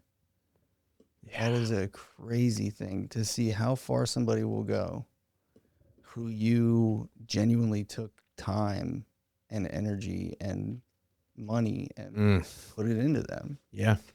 I mean, hell, I had one that told me I was their only family. Yeah. Like, damn, that's a lot to say. That's some heavy words. I take words very seriously, you know? Yeah. So, you know, so you would never think that someone that would call you that or say that to you would, you know, be wielding a knife that's ready for your back when the time comes. Yeah, man, it's intense, but well, a lot of times these people, they convince themselves that you wronged them because something is not going right for them. So they start to convince themselves that you have wronged them in some way. They'll victimize themselves. Yeah, and that justifies their treatment of you. Yeah. And I think that the measure of a person can be when somebody really does hurt you, how do you respond? Yeah. You know, because it's easy to treat people well that are treating you well, I think. Yeah. So I think it happens a lot in business where somebody convinces themselves that you have done something to them or, taken something Yeah. and they just decide like, that justifies what I'm about to do. And they do, go behind your back and say awful things about you. Yeah. Yeah. But I know. Sucks. Yeah. And they think you don't hear that stuff too, which is crazy. Like, how would that not get back to me? It's about me. Yeah. Or it always finds its way around. Always. But typically those things like are just, projections of themselves. Yeah. You know it. And that's what I've had to look at every one of them and be like, okay, this hurt, but like, what can I learn about myself from them? Yeah. And I've realized, dude, like all these people, they're just one giant fucking mirror. That's what they've been. And so now I can sit here and be like, damn, dude, I'm really grateful for every one of them. Doesn't change the fact that it sucked. It doesn't change the wrongdoings. I'm not going to justify certain things that were maybe done, but still, I'm grateful for their part in my life because I am where I'm at now, here, spiritually, and like where I'm going. And like, I owe a lot of that to them and the lesson I learned from them. Yeah. As hard as it was. Yeah. Well, you don't have to invite them back into your life. That's No, for sure. no, that bridge is it's like, I nuked Cinders. Nothing left. Bridge being blown to pieces. Yeah. But, that chapter's closed with them. And you take the lessons with you. And there's a beauty in it, man. There's gold. There's a little gold nugget in everything, I guess. Yeah. So, sometimes you got to dig for a while to find it, though. Yeah, I know. I know. It's like, dude, going for the Arkenstone, bro. Hacking away, getting to the heart of the mountain, man. What's the Arkenstone? From you did Hobbit? A Gollum reference. Yeah, from the Hobbit. Yeah. Okay, I got it. Come on. I couldn't remember. It's okay. I like the Arkenstone. I'm going to get one, dude. I don't know where from, but I'm going to go find it. From the heart of the mountain, I suppose. Let's go find a mountain to dig in. I don't know, man. We got to figure out. Yeah. I bet you could buy one on Amazon. No, dude. It's got to be the real one. Okay. I got to find the King's Jewel, dude. Only. The one and only. All right, so we've taken this journey down a lot of different places. It's just been really a powerful conversation, and like I love what it turned into, so I wouldn't change it. We're obviously gonna have to bring you back in, but there's a couple things I want to touch on real quick. We can continue with all this stuff, but you will be back. You're in the area, so we'll line it up, have you in here soon because I've loved this, dude. And we could take all this and just. I'm having a great time. We'll make it a series. Oh yeah, we'll make it a series. Blake and Joe. Yeah, I'm down with that. I did want you to finish though. You said you weren't ready to fall in love, or you accidentally did. But there was some resistance there on your end. Yeah, I forgot we were talking about that. I think I hit on it. I was just not really willing to fall back into my same patterns that I had fallen into so many times and hurt another person who didn't deserve that, So that's what I was worried about. But we sort of decided like, we'll just keep hanging out and see where it goes. And it's funny, we had like no label for it for a long time. And we had become exclusive. Yeah. But we still hadn't put any sort of label on it. And one day I realized, I don't know when it happened, but I realized that I was in love with her, this girl who wasn't even my girlfriend. Hell yeah. Yeah. And it's a funny story, really, because I knew that I wanted to tell her, but I was so nervous about it that I would like practice. I was practicing it while she was like far enough away where she couldn't hear me. And I would be like, hey, I just want you to know that I love you. And like, you know, sort of, it was basically like a kid in a mirror being like, She looks over and you're just over there just like, she's like, what's yeah. going on with him? So I was like practicing it, and I was like doing it where I could see her so that I could like, you know, practice it being in front of her face. Yeah. And so, or she would be walking a little bit ahead of me, and I'd be like, I love you. I love you. And she, the night that I was like, I have to tell her. I think she could tell that I was like really anxious. And so she was like hugging on me and stuff. She didn't know why I was anxious. She just knew that I was anxious, I think. And she was just saying things to comfort me. Yeah. And she was like, said something like, I like you. You're great and I like you. And I just was like, whenever I can't get something to come out, the move for me is to just blurt it. So she was like, I just want you to know that I like you. I was like, I love you. And just spit it out. And she goes, what? And I remember being like, you don't have to say it back or anything. I was just, I don't know where it came from, you know. I love you. And yeah, that's how I accidentally fell in love with Krista. Dude, that's so funny. Yeah. And I mean, from that point on, I knew that she was forever. Hell it yeah. It felt real, and it felt different than everything else. That's good. I had experienced. So.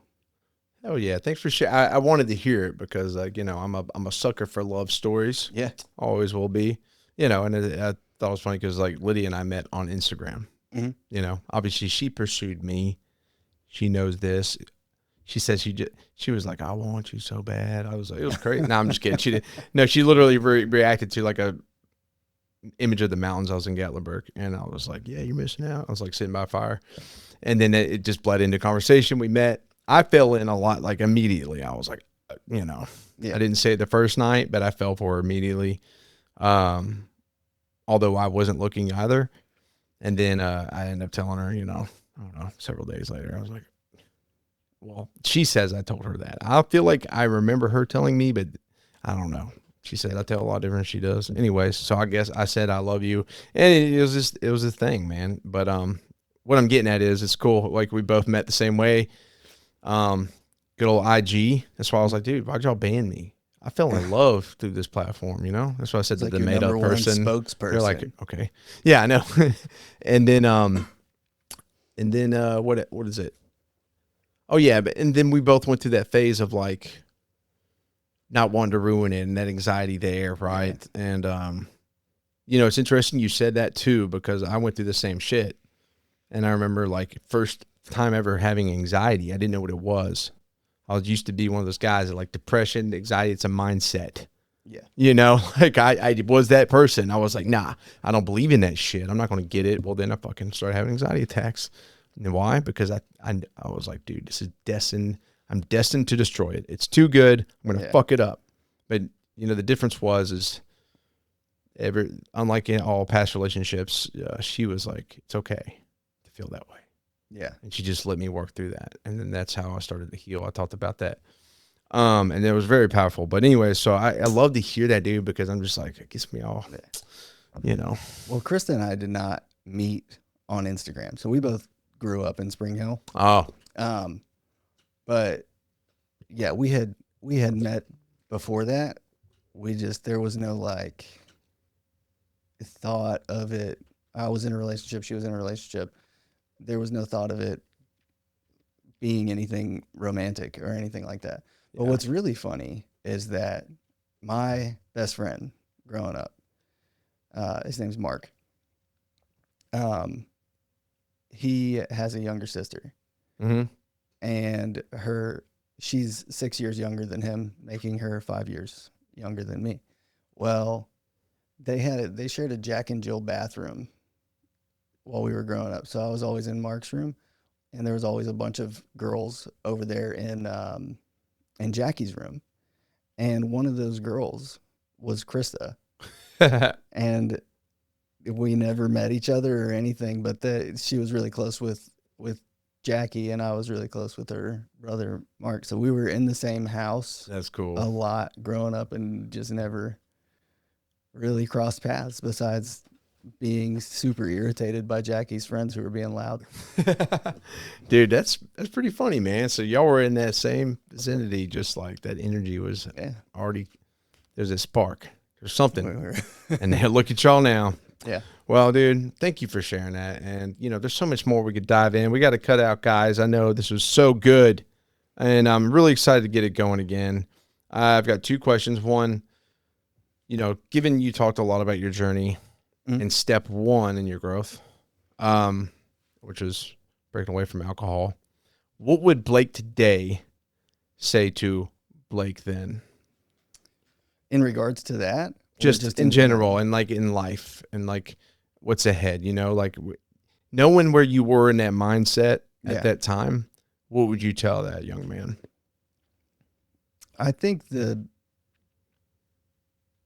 most important things for me to say to him would be, you know, yes, you matter, and it's going to be okay. Right? Because the chaos in my mind at the time felt overwhelming. And I think at that time I just really needed somebody to tell me that everything was going to be okay. And definitely, like, you matter. Yeah. And, you know, when I look back on it, it was so clear that I mattered to so many people. And I, you know, think I would just shake myself and be like, hey, all those people that you just left, or, you know, they care about you so much. They love you. Yeah. And you do matter. Hell yeah. Thank you for that. That's good. That's good. And last one, I ask everybody this. Yeah.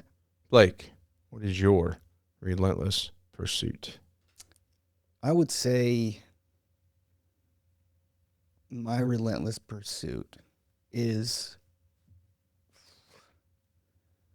pursuit itself. I constantly want to grow and improve and change. And it's a difficult thing to always keep your mind on getting better and stronger and smarter, and, you know, being kind to the people in your life, and you know, trying your best to be the best you is, I would say, pursuit in itself. Yeah. Hell yeah, man. Thank you for that. Yeah. That's perfect. Is it? Okay. Yeah, dude, no, it's perfect, man. I mean, that's from the heart too. It's genuine. And like, I don't know, again, like, I love hearing people's answers with that. I love asking that question, because I love that too. Yeah. It's almost like just the pursuit. I mean, it relates. I get it. Trust me. I'm right there with you, man. Just moving forward in all aspects, that eternal growth. So thank you for that answer, man. It's powerful. So Blake, it's been a pleasure, bro. Yes. I can't wait until next time. I know, man. Thank you for coming on, dude. I got all the love in the world for you. If you ever need anything from me, man, just let me know. But I'm grateful. Yeah, man. Thanks for having me on. Dude, it's been a powerful time, brother. All right, my man. I didn't move the mic. So. No, you're good, dude. But just bump it out of the way. Anything else? I don't think so, man. I'm excited for next time. All right, sweet. All right, guys. Y'all take care.